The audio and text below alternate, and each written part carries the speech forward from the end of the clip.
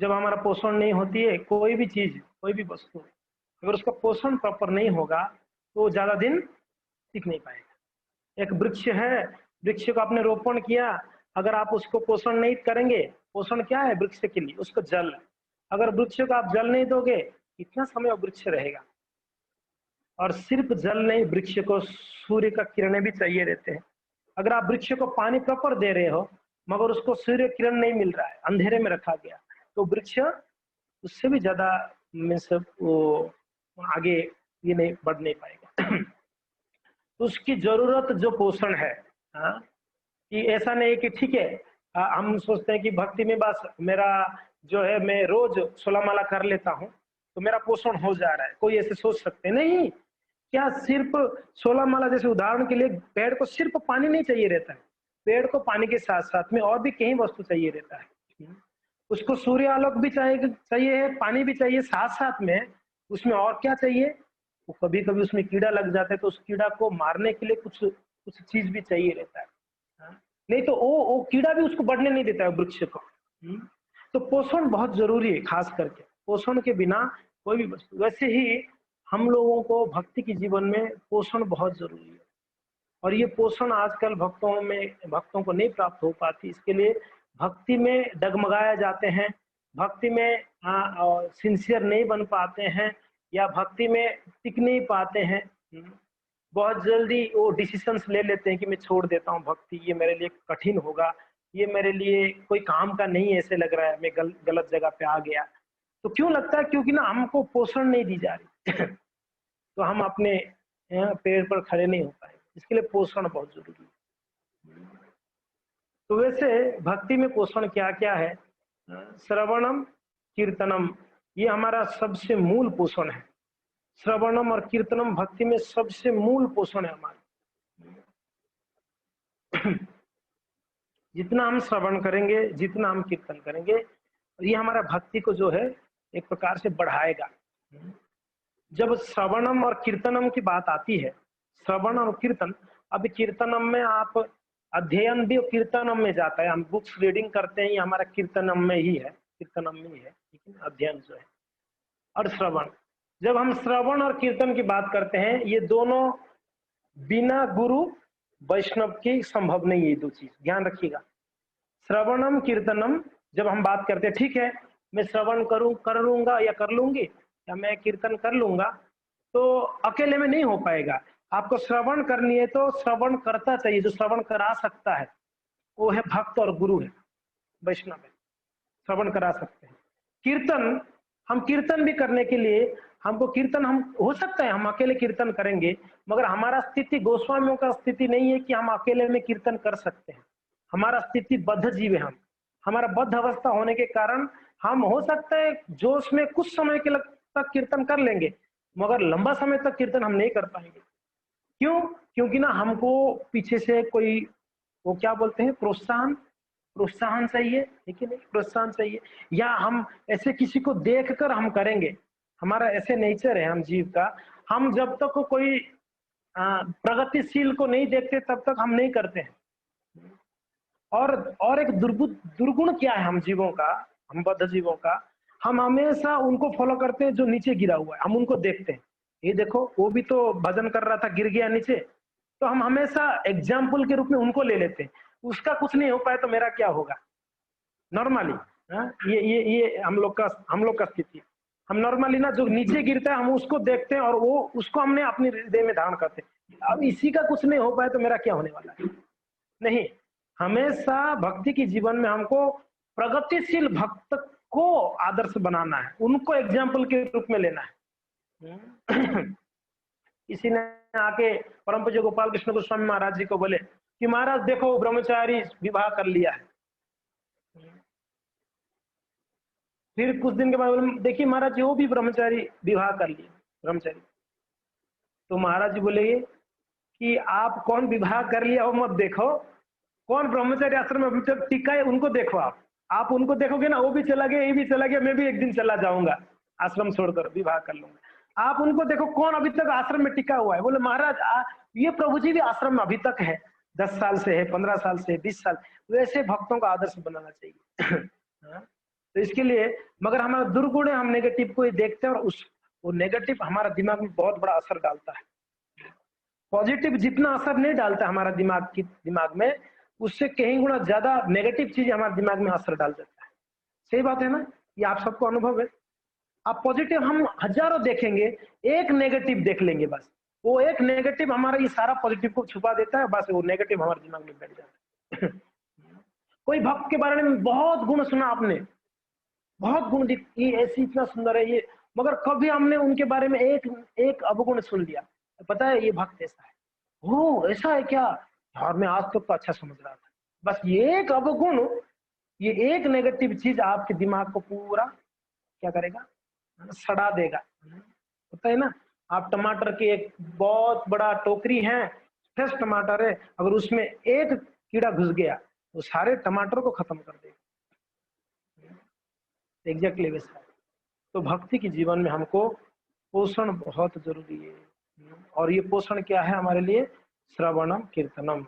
और ये श्रवण कीर्तन हमेशा, ये हमेशा विदाउट वैष्णव गुरु ये श्रवण कीर्तन नहीं हो सकती हमारे लिए। अब बोले कि चलो ठीक है, आप कह रहे हैं हमारे लिए, तो क्या जो शुद्ध भक्त है उन लोग के लिए चल जाएगा? नहीं, जो शुद्ध भक्त तो और ज्यादा संग करते हैं, वो और ज्यादा वैष्णव का संग करते हैं।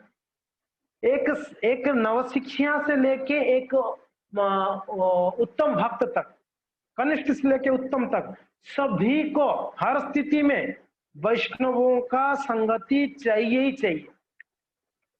यहां तक कहते हैं कि एक प्रेम स्तर की भक्त को भी वैष्णव चाहिए रहते हैं, नहीं चाहिए रहते हैं? मंजरियां कौन से स्तर पे है जी? गोपियां कौन से स्तर पे हैं वृंदावन धाम में, गोलोक में? प्रेम किस स्तर पे है? तभी तो वो मंजरियां भी जब तक वो सखियों का हेल्प नहीं लेते तब तक भगवान का सेवा नहीं हो पाती, और वो सखियां भी जब तक मंजरियों का हेल्प नहीं लेते तब तक भगवान का सेवा नहीं कर पाती।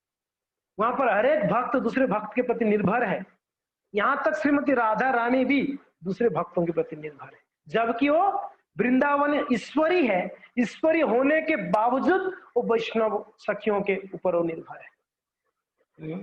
तो जब राधा रानी तक भक्त जो है अलग अलग भक्तों के मीन्स निर्भर है, कि जब जरूरत नहीं है उतना छोड़ दीजिए, स्वयं परम भगवान कृष्ण को भी वैष्णवों का सहायता चाहिए रहता लीला करने के लिए, तो अकेला लीला ही नहीं कर सकते। अब सबको छोड़ दीजिए, जो आदि पुरुष हम जिनको कहते हैं, ईश्वर परमः कृष्ण सच्चिदानंद विग्रह अनादिर आदि गोविंद सर्व कारण कारणम आदि गोविंदम, वो आदि पुरुष है, सारे कारणों का कारण होने के बाद भी उनको जब लीला करने का इच्छा हुआ, उनको जब सुख भोगने को इच्छा हुआ, उनको जब आनंद लूटने का इच्छा हुआ, तब उनको कोई भक्त चाहिए, तब श्रीमती राधा रानी का प्राकट्य हुई है। उनको जब लीला करना है, सृष्टि लीला, तब उनको बलराम जी का विस्तार करना पड़ा। वैष्णव चाहिए, उनको चाहिए। तो यहां तक कि हर परिस्थिति में, और हमको श्रद्धा की स्तर के बाद जब साधु संग होती है, श्रद्धा के बाद क्या है? आदो श्रद्धा तथा साधु संग। श्रद्धा की स्तर से लेके प्रेम की स्तर, ये 9 स्टेप है। आदो श्रद्धा, कितना भक्तों को 9 स्टेप याद है? भक्ति की 9 स्तर है। कितना भक्तों को याद नहीं है? चलो याद तो ज्यादा लोगों को होगा, कितना लोग को याद नहीं है? ओके, 1 2 3, ठीक है, आप लोग नोट कर सकते हैं। भक्ति की 9 स्तर है, यानी हमको उस स्तर तक पहुंचनी है हमारी स्थिति को समझकर। आदो श्रद्धा, पहला मीन्स सीढ़ी जो है, 9 सीढ़ी है जी। आपको भगवान के प्रेम को प्राप्त करने के लिए आपको 8 सीढ़ियों को क्रॉस करके जाना पड़ेगा, चढ़कर जाना पड़ेगा, तब आप 9वां प्रेम की सीढ़ियां आप में पहुंच पाएंगे, जहां पर श्री कृष्ण ऐसे हाथ फैलाकर जगन्नाथ जी खड़े हैं, कृष्णचंद्र खड़े हैं, आइए मैं आपको प्रेम करना चाहता हूं। तो वहां पहुंचने के लिए हमको ये 9 सीढ़ियों को चढ़ के जाना पड़ेगा। वो 9 सीढ़ी क्या है? श्रद्धा, पहले श्रद्धा, जिनके हृदय में जितनी श्रद्धा है वो उसको उतना ही परिमाण में, उतना ही प्रकार के, इतना ही क्वालिटी भक्त उनको मिलेंगे। यानी जिनके हृदय में जितना, अगर थोड़ा भी श्रद्धा है तो उसको कौन सा वाला श्रद्धा, किस प्रकार का श्रद्धा का बात किया गया? आदर्श श्रद्धा जो किया गया है, ये श्रद्धा भक्ति उन्मूलक श्रद्धा है। जो भक्ति को जगा सकता है, जो श्रद्धा। तो ऐसे लोगों का बहुत श्रद्धा है संसार में। किसी को रसगुल्ला खाने में श्रद्धा है, तो किसी को पैसा कमाने में श्रद्धा है, तो किसी को किसी में श्रद्धा, अलग अलग को श्रद्धा। ये श्रद्धा किसमें? साधु, गुरु, शास्त्र, भगवान के प्रति जो श्रद्धा थोड़ा भी, ये चारों में कोई थोड़ा भी किसी में भी श्रद्धा हो जाए, या साधु के प्रति, या गुरु के प्रति, प्रामाणिक गुरु के प्रति, या शास्त्रों के प्रति, या भगवान के प्रति थोड़ा सा भी अगर उसका श्रद्धा होगा, तो समझ रहे ना, राजेंद्र प्रभु, राज प्रभु, यस, तो थोड़ा भी श्रद्धा होगा तो उनको भगवान ने कृपा कर कर क्या करते हैं, एक साधु को भेज देते हैं उनके जीवन में। उनको पता भी नहीं चला कि ये साधु कहाँ से आ गया, मुझे पता ही नहीं था कहाँ से आ गए ये। आप सभी लोग थोड़ा सा रिकॉल बोलते,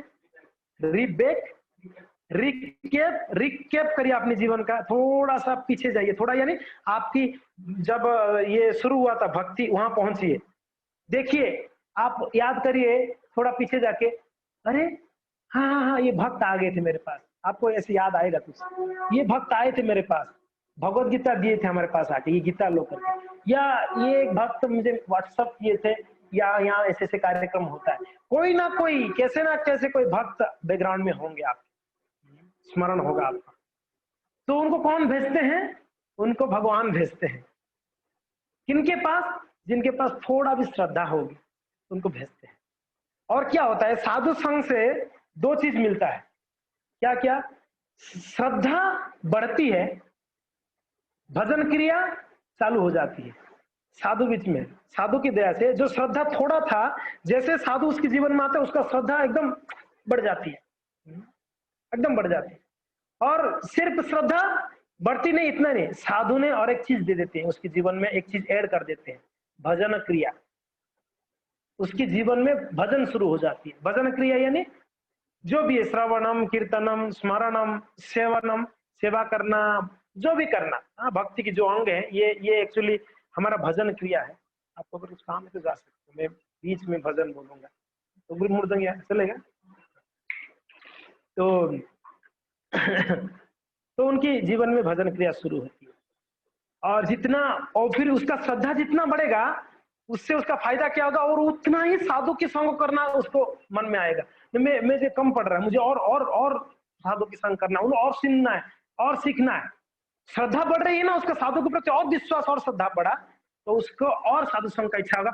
और जितना साधु संग करेगा उतना उसका भजन क्रिया भी बढ़ेगा। 1 माला 2 माला साधु संग करते रहेगा तो उसका कब वो 16 माला में पहुंच जाएगा। मेरे हिसाब से यहाँ पर जितने भक्त है सभी लोग 16 माला वाले हैं, राइट? ऐसा कोई है जो 16 माला वाला नहीं है यहाँ पर? ऐसा कोई है? नहीं है, सभी लोग 16 माला वाले। ये तो उसका भजन क्रिया बढ़ती है, उतना ही वो भक्ति में, और जितना और कनेक्शन है, हर एक स्टेप एक दूसरे के साथ कनेक्शन है। श्रद्धा से साधु संग होती है, और साधु संग से श्रद्धा बढ़ती रहती है, उसका भजन क्रिया बढ़ती रहती है। और भजन क्रिया जितना बढ़ती है, उसकी हृदय से कलमश, या उसके हृदय से अनर्थ जिसको कहते हैं, वो अनर्थ उतना मिटता है या धुलता है। भजन क्रिया जितना करता है, और उसमें देखिए ये साधु उसके जीवन में रहता है, तभी उसका भजन क्रिया चालू रहता है। और उस भजन क्रिया चालू रहेगा ही तो उसका आगे अनर्थ निवृत्ति होता रहेगा। अगर वो सोचेगा कि बस दीक्षा हो गई, मेरा दीक्षा दिला दिया प्रभु जी ने, बस अभी तो बस और किसी का जरूरत नहीं, मैं 16 माला अभी कर सकता हूँ किसी के सहारा के बिना, और आजकल तो यूट्यूब में सारा लेक्चर्स आ जाता है, और बस अभी मुझे किसी का जरूरत नहीं है, मैं अकेले में ही प्रगति कर लूंगा। तो जैसे ही कोई इस प्रकार से कार्य करेगा कि मैं अकेले कर लूंगा, उसकी ये भजन क्रिया में धीरे धीरे मन उबना चालू हो जाएगा, उब जाएगा वो, और एक दिन आएगा वो पूरा भजन को उसका पूरा खत्म हो जाएगी, और उसका स्टेप वहीं रुक जाएगा। उसका हृदय से अनर्थ मिटा होगा, ऐसा नहीं जितना भजन किया उतना अनर्थ गया होगा, मगर क्या होगा, भजन कम जैसे होगा, अनर्थ तो डेली हम लोग एक्सेप्ट करते हैं ना, स्वीकार करते हैं। ऐसा नहीं कि भजन करने से हमारे हृदय से अनर्थ जा रहा है तो बस एक बार गया तो खत्म हो रहा है अनर्थ, नहीं, हम एवरी डे अनर्थों को भर भी रहे हैं साथ साथ में, आंखों के द्वारा, कानों के द्वारा। आंख से गलत चीजों को देखते रहते हैं तो इसमें अनर्थ भर रहा है, कानों से सुनते रहते हैं गलत चीजें तो उसके द्वारा भर रहे हैं। हाँ, तो जितना गलत संग भी होता है देखते हैं, उस सब हमारे हृदय में उतना उतना बढ़ता भी रहेगा। तो देखिए, हम इसलिए कहते हैं 10 साल के बाद, अरे अभी तक मेरा कुछ प्रगति नहीं हुआ, क्यों? क्योंकि ना आपने जितना अनर्थ निवृत्ति हो रहा है उतना अनर्थ भर भी रहे हो ना, इतना अनर्थ भर भी रहे हो ना। तो ये एक ही कारण है कि हमारा अनर्थ निवृत्ति नहीं हो पाता है, जैसे ही हमारा श्रद्धा साधु के प्रति टूट जाएगी और उसी साधु की कृपा से बीच में क्या हो जाता है, ये जो अनर्थ निवृत्ति भजन क्रिया है ना, ये भजन क्रिया के स्टेप में और एक चीज साधु उनके जीवन में जोड़ देता है। नॉट ओनली भजन क्रिया, गुरु को उनके जीवन में जोड़ देते हो, और वही साधु ही गुरु है, वो साधु ही गुरु है, वो साधु ही गुरु को जोड़ देते हैं उनके जीवन में। समझ में आ रहा है? तो उनके जीवन में जब गुरु आते हैं तो गुरु की आदेशानुसार, गुरु की कृपा जब मिलती है उसको, गुरु की कृपा कैसे मिलती है? जब वो साधु और शास्त्र को नियम बनाकर और गुरु की आदेशों को नियम बनाकर अपने जीवन को जीता है, तो गुरु की कृपा मिलता रहता है। गुरु का कृपा लेने का बहुत आसान तरीका है। गुरु महाराज जी जो इंस्ट्रक्शंस बोलते हैं उसको हमारे जीवन में बस अपनाना है, बस इतना ही करनी है, आपको कृपा मिलता रहेगा। कभी कभी तो हम जाके पूछते, महाराज जी पता नहीं आप प्रसन्न है कि नहीं है? महाराज जी बोलते हैं, आप मेरे इंस्ट्रक्शन को फॉलो कर रहे हो क्या? बोले जी गुरु महाराज, तो मैं प्रसन्न हूं। अगर मेरा इस इंस्ट्रक्शन को फॉलो नहीं कर रहे हो, मैं कैसे प्रसन्न होऊंगा? नियमों का हम पालन नहीं करेंगे और हम बोलेंगे गुरु महाराज जी मुझे कृपा कर ले, मुझे प्रसन्न हो, कैसे हो सकती है क्या? नहीं हो सकती। तो हम उनके इंस्ट्रक्शन को फॉलो करते रहे। खैर, भजन क्रिया में हमको साधु ही गुरु है, साधु ही गुरु है, ये साधु की कृपा से भजन क्रिया बढ़ती है, अनर्थ निवृत्ति होती है। कौन सा स्टेप हो गया? चौथा हो गया, श्रद्धा, साधु संग, भजन क्रिया, उसके बाद अनर्थ निवृत्ति, चौथा स्टेप हो गया अनर्थ निवृत्ति। अनर्थ निवृत्ति जितना होती है उसकी जीवन से, उसकी हृदय से, उतना उतना उसका क्या होती है? अनर्थ निवृत्ति के बाद निष्ठा बढ़ती है, उसको उसका निष्ठा बढ़ती है। अनर्थ निवृत्ति जितना परिमाण में होगा उतना उसका भक्ति में निष्ठा बढ़ेगी, भगवान के प्रति निष्ठा बढ़ेगी, उसका निष्ठा बढ़ते रहेगा। तो अनर्थ निवृत्ति भजन क्रिया के ऊपर निर्भर है, भजन क्रिया साधु संघ के ऊपर निर्भर है, ये एक दूसरे के साथ कनेक्शन है। तो ये पांचवा स्टेप क्या हो गया? निष्ठा, श्रद्धा, साधु संग, भजन क्रिया, अनर्थ निवृत्ति, पांचवा स्टेप है निष्ठा। निष्ठा, हमारे निमाई प्रिया माता जी का नाम निष्ठा है, निष्ठा, निष्ठा। भजन में निष्ठा है माता जी का बहुत। तो निष्ठा, हमारी निष्ठा बढ़ेगी, और जितना निष्ठा बढ़ेगी उसके बाद क्या है? निष्ठा के बाद रुचि है। हाँ, निष्ठा के बाद उनका रुचि बढ़ेगी। आदो श्रद्धा तथा साधु संग तथा भजन क्रिया तथा अनर्थ निवृत्ति तथा निष्ठा तथा रुचि तथा आसक्ति, उसके बाद आसक्त हो जाएगा। और उसके बाद कितना हो गया स्टेप? हाँ, कितना हो गया स्टेप? कितना हो गया? हाथ से दिखाइए कितना हुआ? 5 6 7 हो गया, और 2 है ना, 7 हो गया। ओके, वेरी गुड, 7 हो गया। रुचि, फिर आसक्ति। आसक्त हो जाएगा वो किसके प्रति? घर के प्रति, पत्नी के प्रति, बच्चों के प्रति, इतना आसक्त हो जाएगा, है ना? नहीं, आसक्त हो कृष्ण के प्रति, साधु के प्रति आसक्त हो जाएगा, गुरु के प्रति आसक्त हो जाएगा। हम लोग का यही तो कमी है भक्तगण, आसक्ति नहीं है वैष्णव गुरु के प्रति, हमारा आसक्ति बिल्कुल भी नहीं है। आसक्ति होता तो हम भजन में इतना ढीले नहीं होते। बस हमको आसक्ति बढ़ानी है गुरुदेव के प्रति। जैसे एक पत्नी अपने पति के प्रति कितना आसक्त रहती है, एक माँ अपने बच्चों के प्रति कितना आसक्त रहती है जी, एक बच्चे अपनी माँ के प्रति कितना आसक्त रहते हैं। आसक्त है, इसके लिए वो जो बोलते हैं वो करते हैं, है ना? पति जो बोलता है वो कैसे करते? क्योंकि आसक्त है उनके प्रति। और आसक्त क्यों है? आसक्त इसके लिए उनसे उनको प्रेम प्राप्त हो रहा है, और आसक्त उनके लिए उनको हर स्टेप में उनको गाइडेंस मिल रहे हैं उनसे, इसके लिए आसक्ति। उनसे कुछ मिल रहा है इसलिए उनके प्रति आसक्त हो गया। भौतिक संसार की बात है, हमसे जिस जो मिलते हैं उनके प्रति हम आसक्त हो जाते हैं। गुरुदेव से हमको क्या नहीं मिल रहा है? गुरु भगवान को देते हैं, तो हमको तो संसार में सबसे ज्यादा आसक्त होना चाहिए तो गुरु के प्रति, क्योंकि ना सबसे महत्वपूर्ण वस्तु हमको देते हैं हमारे जीवन में, कृष्ण को देते हैं। जब दीक्षा होती है, दीक्षा के समय पर गुरुदेव 5 चीज देते हैं, 5 देते हैं। पंच संस्कार, हाँ 5 चीजें देते हैं। इस 6 चीज देते हैं, मुझे याद नहीं आ रहा है एग्जैक्टली 5 या 6। हरिला माता जी 5 या 6 कितने जब ये क्या क्या, हाँ ऊर्ध्वपुंड्रो तिलक देते हैं, हाँ फिर ताप कंठी माला देते हैं। तीसरा क्या देते हैं श्री विग्रह, विग्रह देते हैं हमको, विग्रह यानी कृष्ण को देते हैं। आप देखिए उस समय गुरुदेव दीक्षा के समय हमको कृष्ण को देते हैं। वो कौन से कृष्ण को दिए?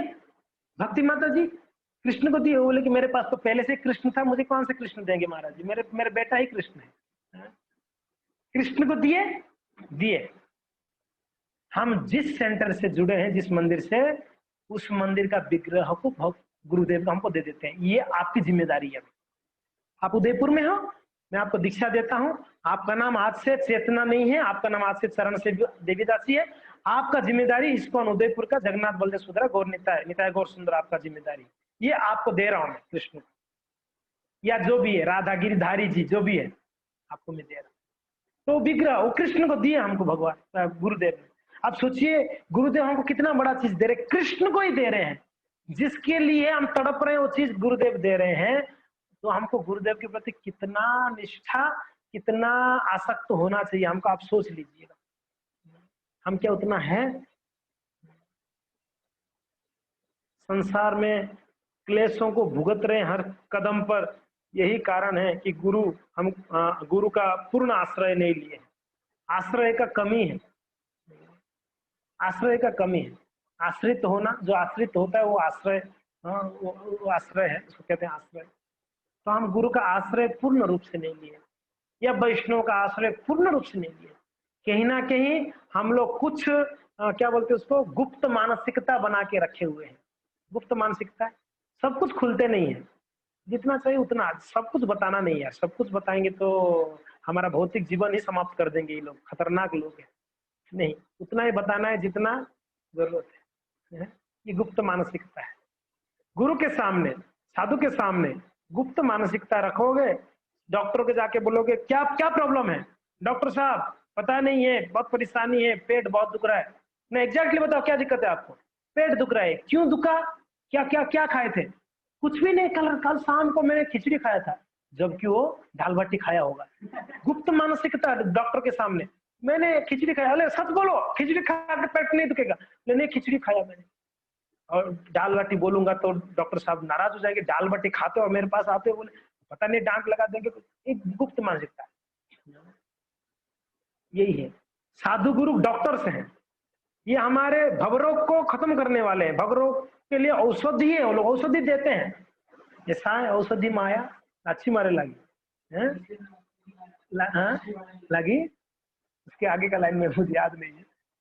वैष्णव भजन सुना, ओहो, भागवत, चैतन्य चरितामृत, गीता, सारे शास्त्र वैष्णव भजन में जो भी है। तो गुप्त मानसिकता वैष्णव के सामने अगर रखेंगे, गुरु के सामने रखेंगे, आपको क्या लगता है वैष्णव को, गुरु को नहीं पता चलते?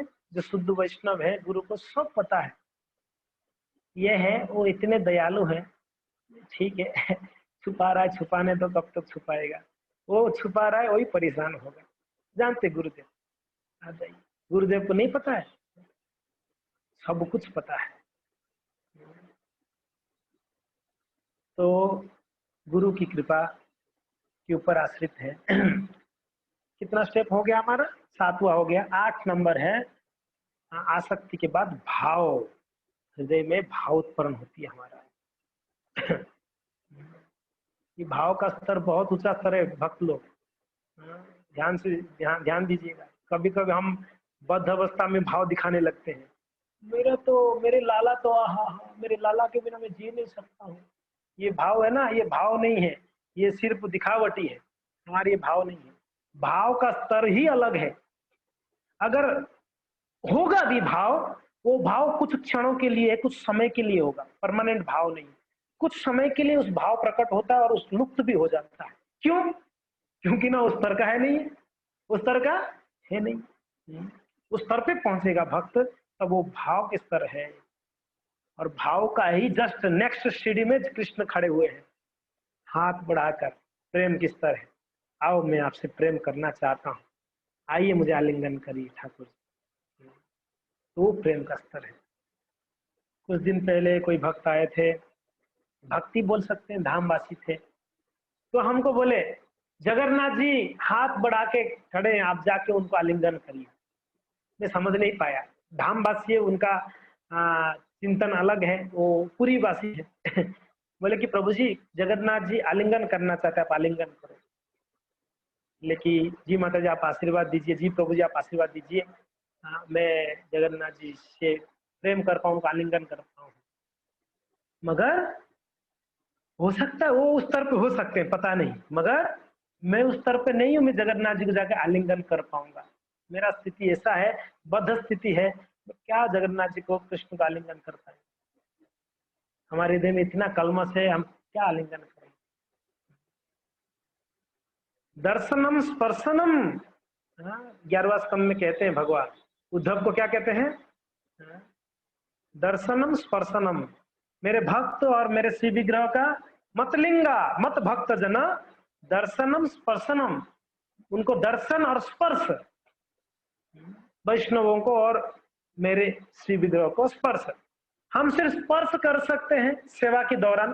तो स्पर्श से ही क्या होगा, हमारा स्पर्श इंद्रिय शुद्ध हो जाएगा। जब वैष्णव को आलिंगन करते हैं, कृष्ण को स्पर्श करते हैं, ऑब्वियसली घर में ठाकुर जी है तो हम स्पर्श करते हैं, उनको नहलाते हैं, उनको श्रृंगार करते हैं, स्पर्श है।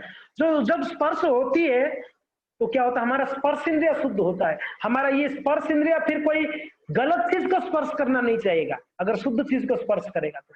भगवान सच्चिदानंद है, वैष्णव सच्चिदानंद है, इसके लिए जब उनको स्पर्श होती है, वैष्णव की चरणार बिंद को स्पर्श करते हैं, या वैष्णव जिस रास्ते में चलते हैं उस रास्ते के ऊपर हमारा हाथ स्पर्श होती है, उनकी चरणों की रज के ऊपर हमारा स्पर्श होती है, तो भी हमारा स्पर्श इंद्रिया शुद्ध हो जाती है। देखिए वैष्णव चरण रेणु, ये हमारा क्या है, भजन अनुकूल है। वैष्णव के सिर्फ चरण रज ही हमारा भजन का अनुकूल है। आप बताइए, सिर्फ जिनका चरण रज ही इतना शक्तिशाली होगा, हमका हमारा भक्ति को बूस्टअप कर सकता है, वो वैष्णव कितना कितना बूस्टअप कर सकते हैं हमारा भक्ति को, आप सोच सकते हैं। जिनके सिर्फ चरण की रज हमको इतना हमारा भजन के अनुकूल वातावरण क्रिएट कर सकता है, तो वैष्णव कितने दयालु होंगे, वो कितने शक्तिशाली होंगे, आप सोचिए। तो भाव के बाद भक्तों प्रेम किस तरह है। कहाँ पर थे हम लोग, ये कहाँ आया। नवदा हस्ती से पहले क्या चर्चा हो रहा था, विषय से हम भ्रमित हो गए। अभी कौन सा क्या चर्चा हो रहा था, कौन बताएगा। अभी अभी एग्जाम है इन लोग के लिए, पता चलेगा ये लोग कौन ध्यान से सुन रहे थे। बोलिए माता जी। यस प्रभु जी, हम ये बोल रहे थे कि भक्तों का संग चाहिए, भगवान को भी वैष्णव का संग चाहिए, तभी तो लीला करते हैं। उसके बाद फिर आप नवधा भक्ति बताने लगे। उससे पहले बताइए, उससे पहले नेगेटिव पॉजिटिव का बता रहे थे कि हमारी मेंटेलिटी। हमारा टॉपिक था कि हमारा भक्ति के जीवन में हमको पोषण बहुत जरूरी है, हमको पोषण बहुत जरूरी। और पोषण क्या है, श्रवणम और कीर्तनम। और ये श्रवणम कीर्तनम किनकी दया से होगा, किनकी कृपा से होगी, वैष्णवों की कृपा से, साधु की कृपा से होगी। हम ये चर्चा का विषय था हमारा, तो ये चर्चा करते हो हम इसको चर्चा की। तो ये हमारा जीवन में कितने महत्वपूर्ण है कि वैष्णव, जब तक वैष्णव नहीं होंगे तब तक हमारा भजन में किसी भी प्रकार से निज चेष्टा लाकी भरोसा छाड़िया, मैं मेरा चेष्टा के प्रति मेरा भरोसा टूट गया। एक वैष्णव भजन है, कौन सा खोल मिलेगा, वही है क्या है, उसमें कौन सा लाइन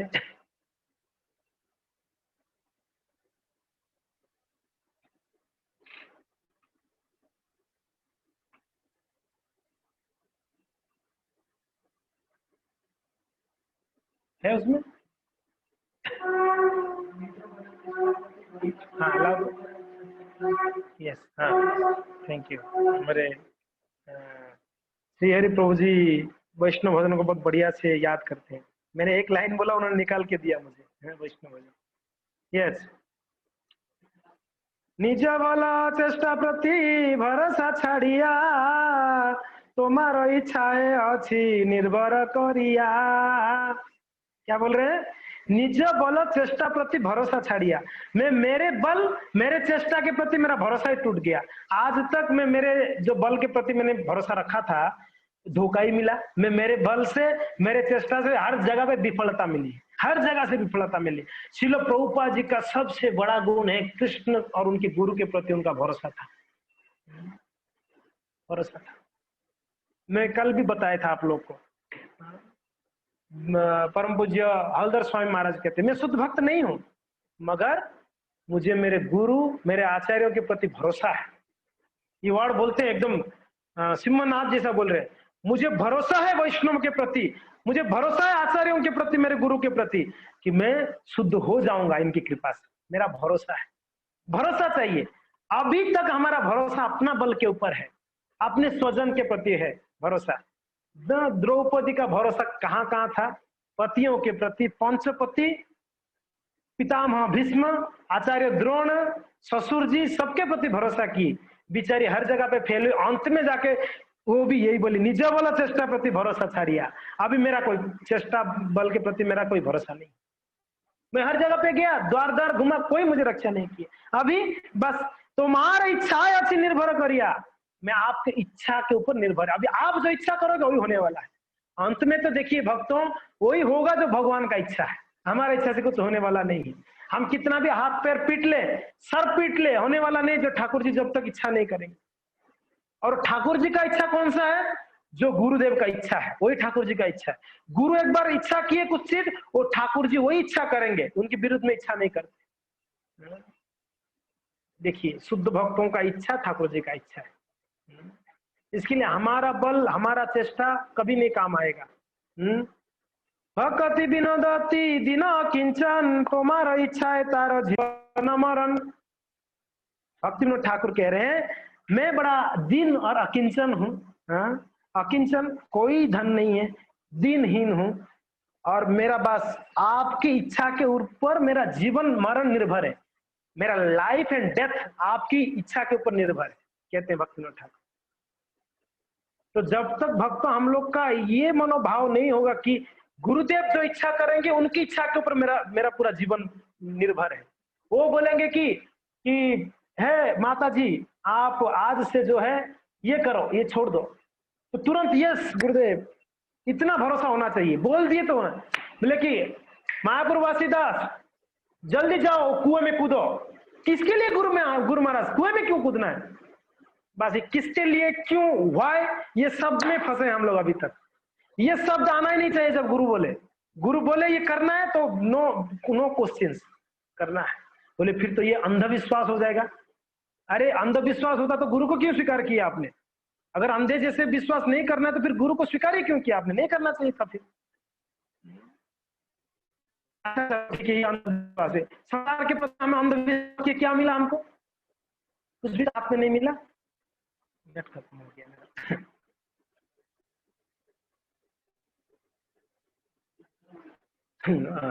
आप लोग लाइन में रहिए।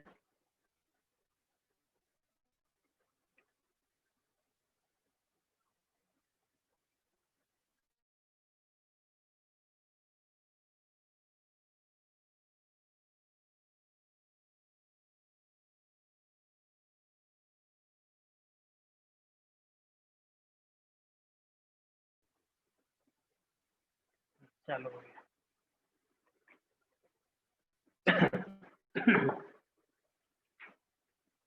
ओके, हाँ जी। तो यस, तो हमारा ये पोषण सिर्फ गुरु वैष्णव की कृपा से ही हमारा जीवन भक्ति के जीवन में पोषण हो सकती है।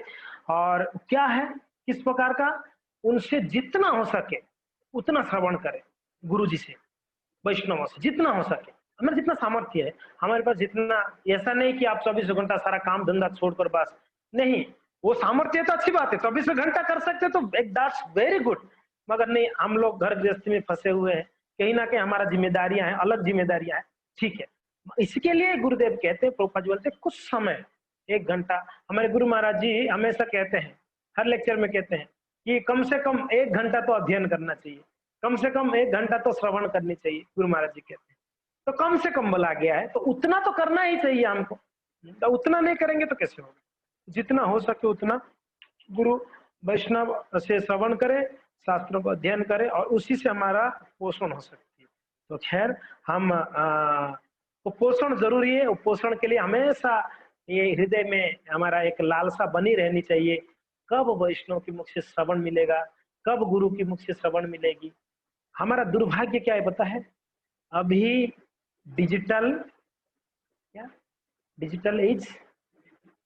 एज या जो भी है, आधुनिक उपकरण कितना बढ़ गई है, इंटरनेट की युग है। इस युग में आप सोचिए क्या क्या दया है। मुझे नहीं लगता है कि इस समय जो वैष्णव लोग जो दया करते हैं, ये पहले कभी इतना दया किए होंगे। किसी को करना चाहेंगे भी तो नहीं कर पाते होंगे। किसको आशीर्वाद देना है उनको घर जाना पड़ता था, उनके गांव जाना पड़ता था, उनके देश जाना पड़ता था, साधु को चलते चलते, या तो साधु के पास आना पड़ता था या तो साधु को जाना पड़ता था। सही बात है, यही था ना? अगर साधु की कृपा चाहिए था उस समय, तो या तो उसको छोड़कर सब 2-4 दिन 5 दिन चल के साधु के आश्रम तक जाना पड़ता जंगल में, या तो साधु को आना पड़ता गांव में कृपा करने के लिए। आजकल एवरी डे एवरी मोमेंट साधु हमको दर्शन दे रहे हैं, डिजिटल टाइम दे रहे हैं। कितना समय हमारे लिए दे रहे हैं, आप सोच सकते हैं, आप विचार करिए।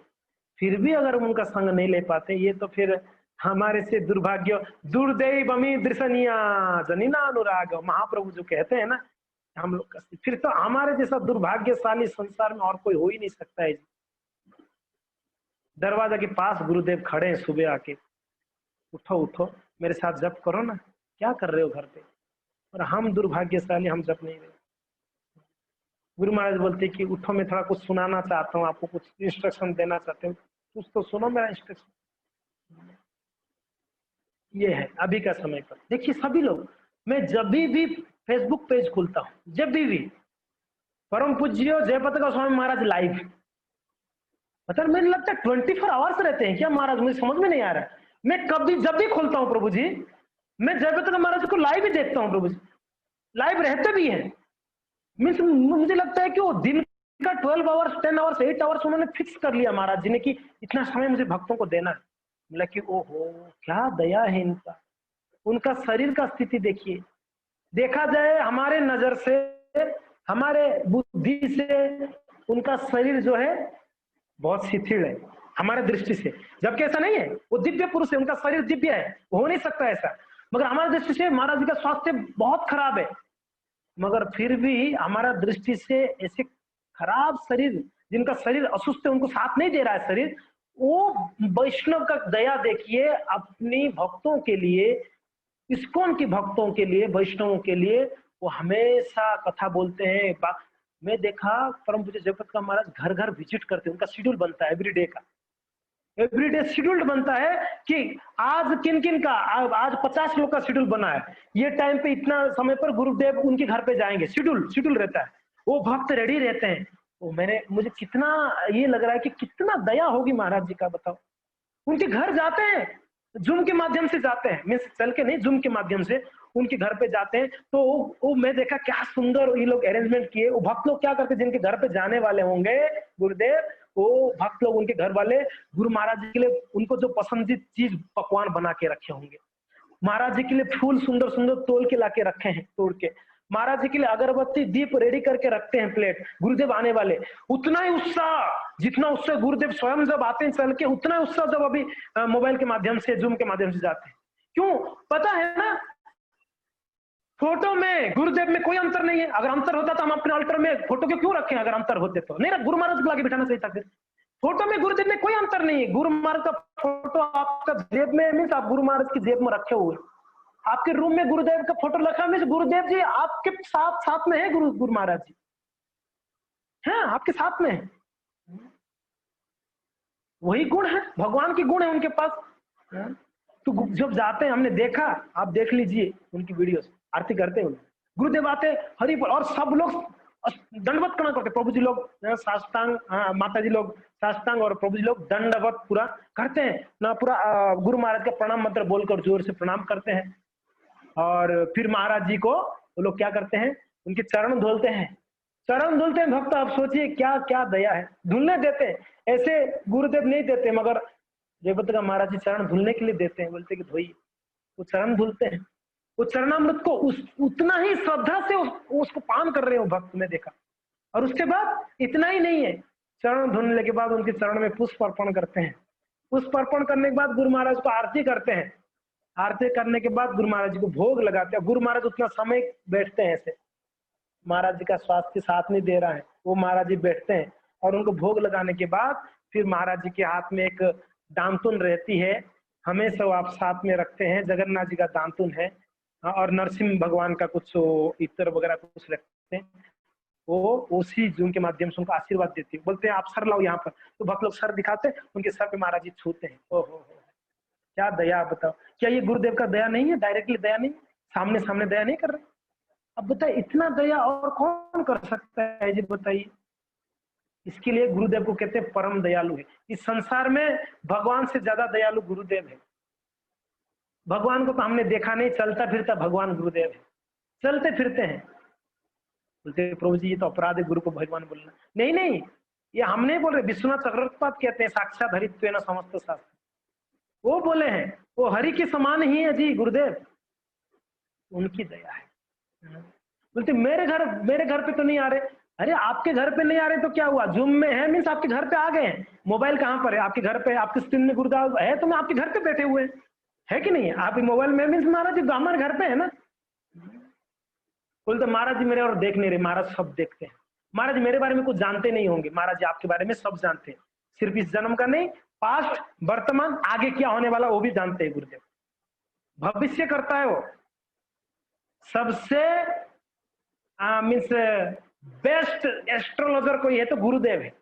भविष्य जानना है अपना, गुरुदेव को पूछिए मेरा भविष्य क्या होने वाला, वो बता देंगे क्या भविष्य होगा। बस नाम के लिए दीक्षा लेना वो तो नॉर्मल सब लोग, बाहर की संसार के लोग भी लेते हैं। हमारा क्या गुरु के प्रति श्रद्धा है जी? बाहर के लोग गुरु का श्रद्धा जानते हो, ऑटो के पीछे लिख देते हैं गुरु कृपा ही केवलम।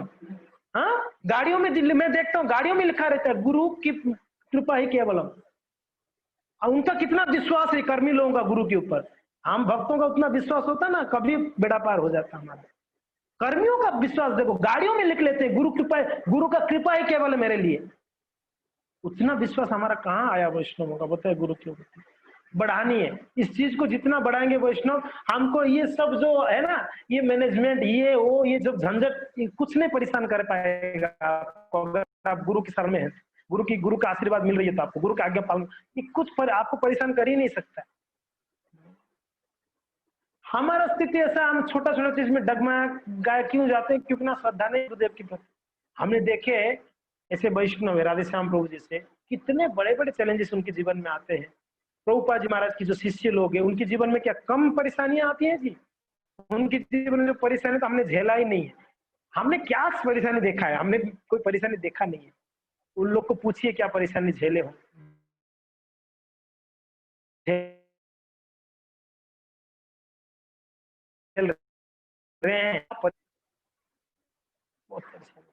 हम लोग का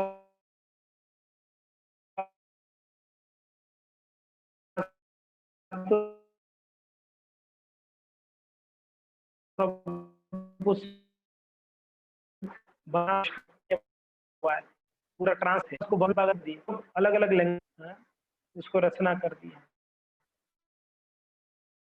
ठीक है, फिर ये हम लोग का स्थिति क्लियर आ रहा है? ओके। अच्छा, हमारा जीवन आश्रित है वैष्णव के प्रति, हाँ गुरु के प्रति इन लोग का दया हो, बस यही हमारा जीवन में सर्वोच्च उपलब्धि। जीवन में अगर कुछ सर्वोच्च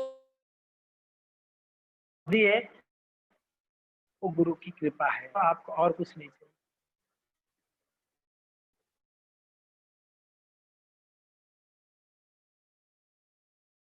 तो पोषण जरूरी है, और ये श्रवण रही हमारा पोषण, ये डेली करते रहना है, और यही हमको आके रखेगा। ये भक्ति को, और यही भक्ति को बढ़ा। हमारा जो चर्चा का विषय है मंगलाचरण, तो मंगलाचरण हम आज चर्चा करते हैं। मंगल आचरण, मंगलाचरण क्या है? अरे वो निरंजन को का या उनका मोबाइल लॉग है क्या? मेरा नेटवर्क कट रहा है यहाँ पर। गणेश का उसका नेट होगा, तो बोला प्रभु जी आपका नेट मांग रहे हैं। उसको बुलाओ, मैं बुलाया करता हूँ।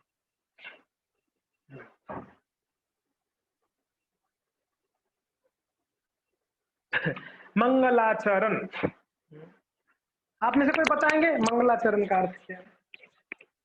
ये बता सकते हैं मंगलाचरण क्या है? कोई एक भक्त, दो भक्त?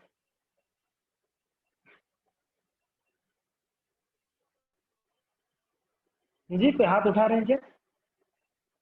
निमाय प्रिया माता हाथ उठा रहे हैं, आप म्यूट करो। निमाय प्रिया माता जी,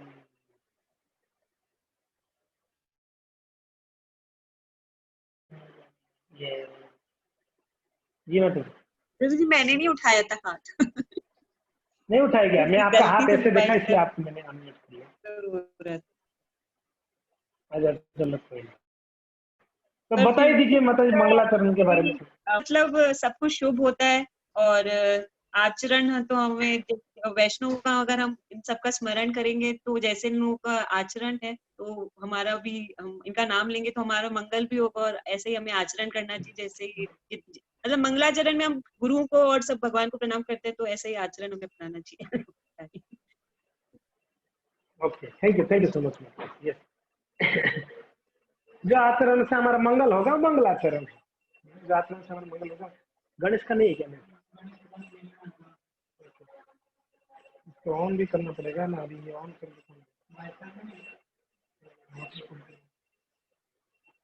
हॉटस्पॉट भी करना पड़ेगा। हॉटस्पॉट में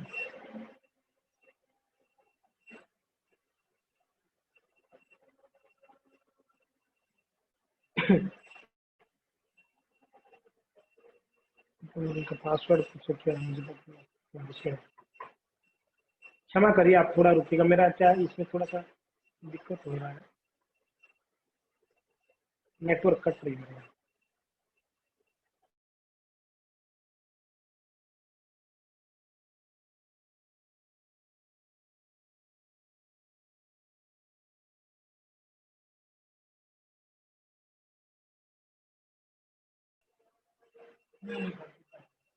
ठीक है, ओके कनेक्ट हो गया। ठीक है, हम कहीं आ रहे हैं, हो गया कनेक्ट हो गया। हाँ जी, ओके, थैंक यू निमाय प्रिया माता जी, धन्यवाद। तो मंगलाचरण, जैसे माता जी ने कहा, जिस आचरण से हमारा मंगल होती है, या हमारा जिस कार्य के लिए हम करते हैं वो कार्य मंगल होता है, उसको मंगलाचरण कहते हैं। ठीक है, समझ में आ रहा है? सबको आवाज आ रहा है मेरा? ओके, हाँ, जिस कार्य के पूर्व हम मंगलाचरण, जिसके लिए मंगलाचरण करते हैं, आचरण मंगलाचरण करते हैं, उस कार्य मंगलमय होता है। ठीक है, मंगलमय होता है। तो ठीक है, तो मंगलाचरण हमारा सर्वप्रथम टॉपिक है, हम इसको चर्चा करेंगे। कृष्णदास कविराज गोस्वामी जो है श्री चैतन्य चरितामृत लिखने से पहले तो कहते हैं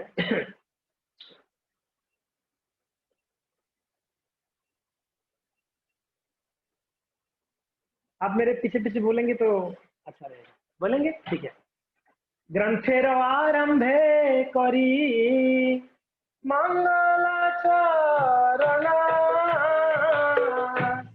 ग्रंथेर आरंभे करी मंगलाचरण,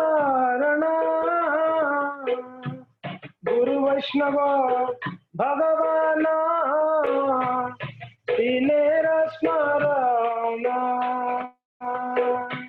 गुरु वैष्णव भगवान तीनेर स्मरण। तो है क्या ये मंगलाचरण? एग्जैक्टली है क्या? कहते हैं मैं प्रारंभ कर रहा हूँ चैतन्य चरितामृत ग्रंथ को रचना करने के लिए, मैं लिखना प्रारंभ कर रहा हूँ, तो इसके लिए मैं आरंभ करने से पहले मैं मंगलाचरण कर लेता हूँ। है क्या ये मंगलाचरण? कहते हैं गुरु वैष्णव भगवान, ये तीनों स्मरण, ये मंगलाचरण में क्या होता है, स्मरण करते हैं। किसको स्मरण करते हैं, गुरु वैष्णव भगवान ये तीन का स्मरण करना ही मंगलाचरण है।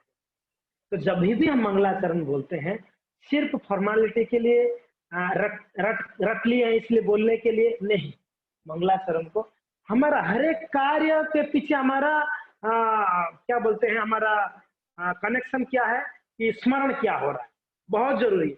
स्मरणम बहुत जरूरी है। एवरी काम जब जप करते हैं उसमें अगर स्मरण नहीं है तो जप भी हमारा जो है उतना क्या बोलते हैं शक्तिशाली या उतना हमारे लिए पूर्तिदायक नहीं होता, आनंददायक नहीं होती है।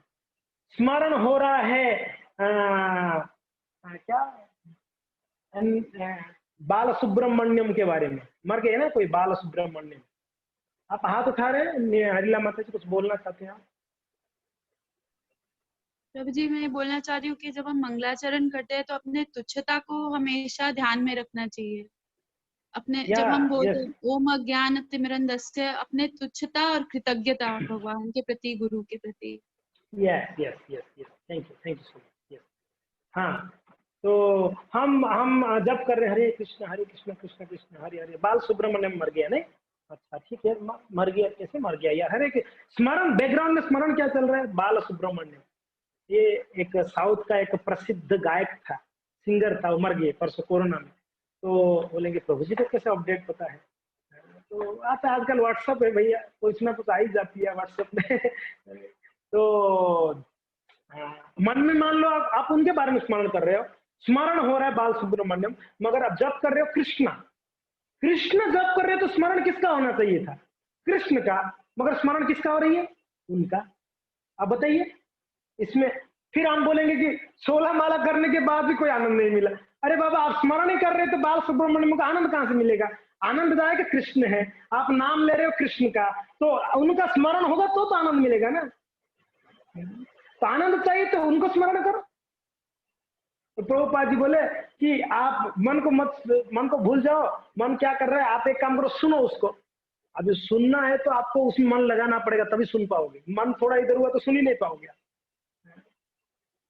तो स्मरण हर चीज में। अभी सेवा, चलो ठीक है, आप जप के बारे में हो गया, सेवा करते हैं हम, सेवा आप ऐसे ही करो, सेवा कर दिया चला गया, घर पे जाके फ्रस्ट्रेशन आएगा, क्या यार दिमाग खराब है, प्रसाद लेके तुम लॉन्च संडे ऑफिस के बाद मुझे घर पे पहुंचना था, प्रभु जी ने पकड़ा कर बर्तन धुला दिया, दिमाग खराब।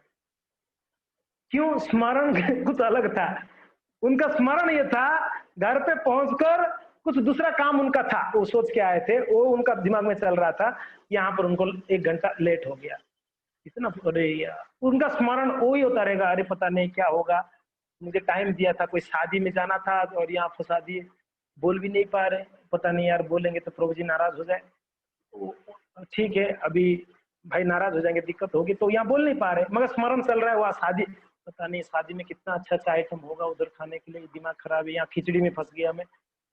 अब बता, स्मरण हो रही है कुछ दूसरा, कार्य कर रहे हैं कुछ दूसरा, तो बताइए ना, आनंद नहीं मिला, तो इतना सेवा क्या, अरे बाबा आपका स्मरण क्या चल रहा था उस समय। तो इस बात, यहाँ पर इसी बात को कह रहे हैं कृष्णदास कविराज गोस्वामी, मंगलाचरण जब कर रहे हैं उसमें मुख्य रूप से स्मरण है, मेन उसमें मुद्दा क्या है, स्मरण किसका। फिर जब प्रश्न उठता है किसका स्मरण होती है, उसमें गुरु का स्मरण, वैष्णव का स्मरण, भगवान का स्मरण, 3 जन का स्मरण होती है मंगलाचरण में।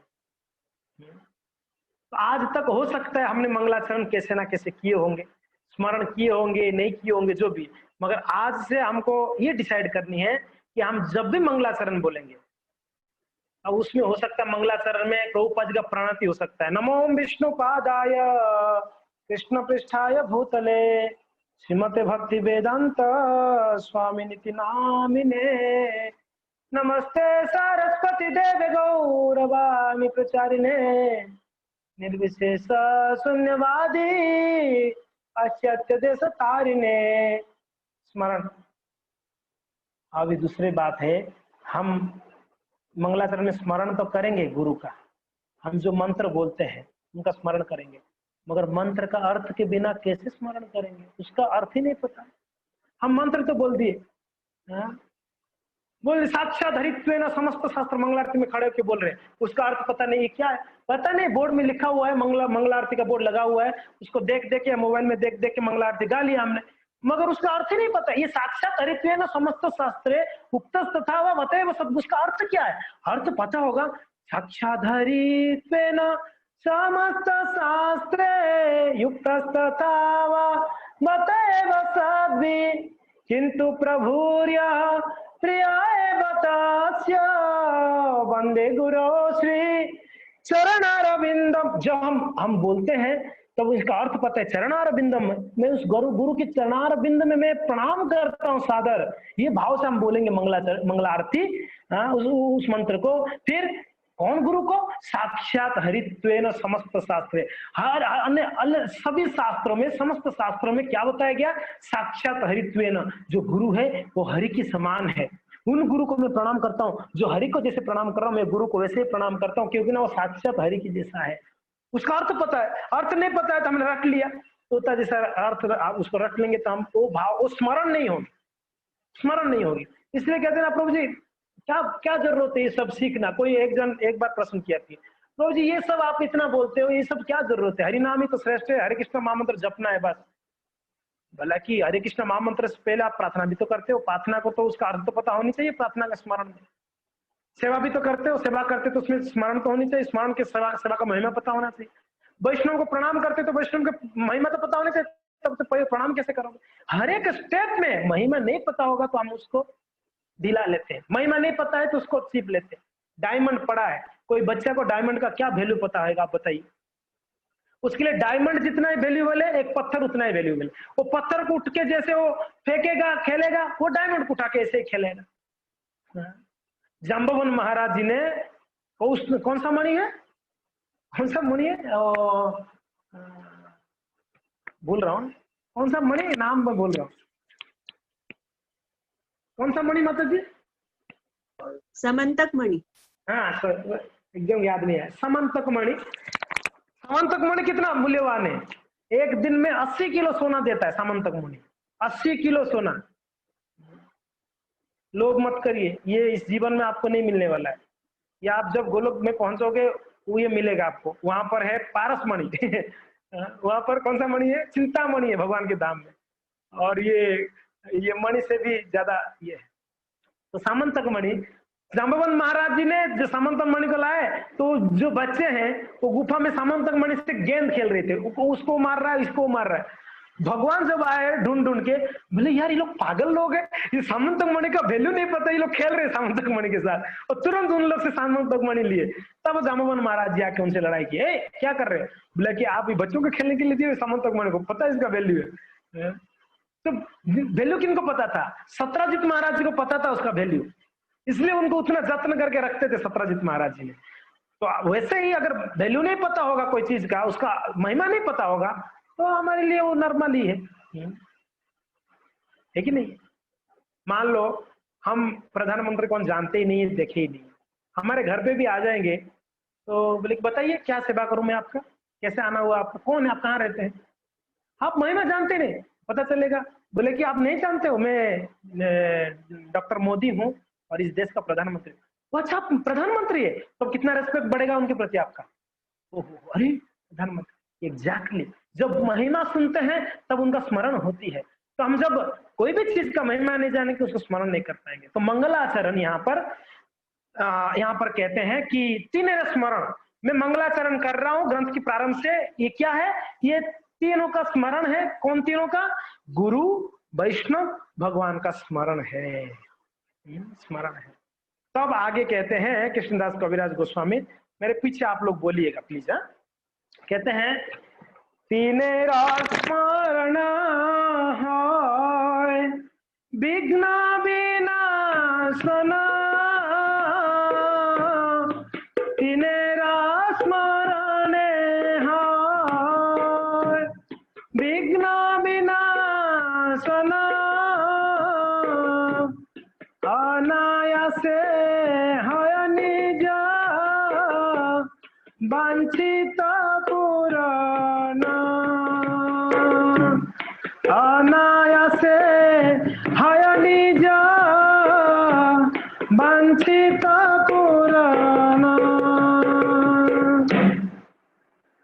तिनेरो स्मरण होय। चलो ठीक है, मंगलाचरण में हम 3 चीज होता है, क्या? गुरु, वैष्णव, भगवान का स्मरण होता है। अच्छा जी, स्मरण करेंगे क्या होगा? तिनेरो स्मरण होय विघ्न विनाशम। जब इन तीनों का स्मरण करते हैं तो हमारा विघ्न विनाश हो जाएगा, विघ्न विनाश हो जाएगा। नरसिंह देव विघ्न विनाश करता है, आप सब जानते हैं, सब सुनते हैं, सब सुने। नरसिंह देव भगवान कौन है? भक्ति विघ्न विनाश को श्री श्री नरसिंह देव भगवान की जय हो। अब यहाँ पर क्या बोल रहे हैं? यहाँ पर गुरु, वैष्णव ये और भगवान भी, ये गुरु वैष्णव का जो स्मरण होती है ये भी विघ्न विनाश करते हैं। यानी नरसिंह देव के पास जो शक्ति है वो शक्ति गुरु के पास है, वो शक्ति वैष्णव के पास है, वो हमारा विघ्न विनाश कर लेंगे। बताइए, आप सोच सकते हैं, जो विघ्न विनाश करने के लिए हम नरसिंह देव को प्रार्थना करते हैं वो ही विघ्न को विनाश कर सकते हैं, ये वैष्णव और गुरु। सोचिए कितने महान है। तो कहते हैं अनायास से होय निज। अच्छा, विघ्न विनाश होगा तब क्या होगा? कहते विघ्न विनाश होते ही होय निज वांछित पूर्ण। आपका विघ्न आ रहा है, इसके लिए आपको जो जिसको प्राप्त करना है वो प्राप्त नहीं हो पा रहा है, बीच बीच में विघ्न आ रहा है, आपका विघ्न को नाश कर देंगे गुरु वैष्णव भगवान, तो आपको चीज जल्दी प्राप्त हो जाएगी।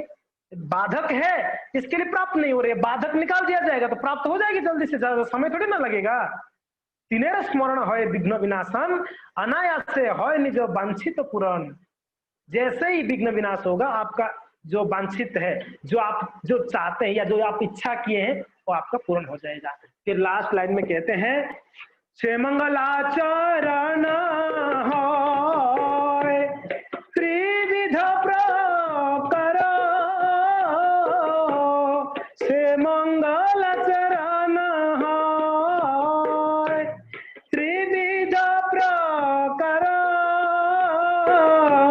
वस्तु निर्देश आशीर्वाद और नमस्कार, वस्तु निर्देश आशीर्वाद नमस्कार। कहते हैं वो जो मंगलाचरण है वो 3 प्रकार का है, त्रिविध प्रकार, वो 3 प्रकार के मंगलाचरण है। क्या क्या है जी? वस्तु निर्देश, आशीर्वाद, नमस्कार, ये 3 प्रकार के मंगलाचरण होते हैं। वस्तु निर्देश, आशीर्वाद और नमस्कार। अभी ये वस्तु निर्देश, आशीर्वाद, ये नमस्कार, ये क्या है इसको समझना है, नेक्स्ट क्लास में आपको आना पड़ेगा। हरे कृष्ण। तो हम 10 मिनट पहले बंद किए, इसके लिए बंद किए कि आप लोग का अगर कोई जिज्ञासा होगा तो आप उस जिज्ञासा कर सकते हैं।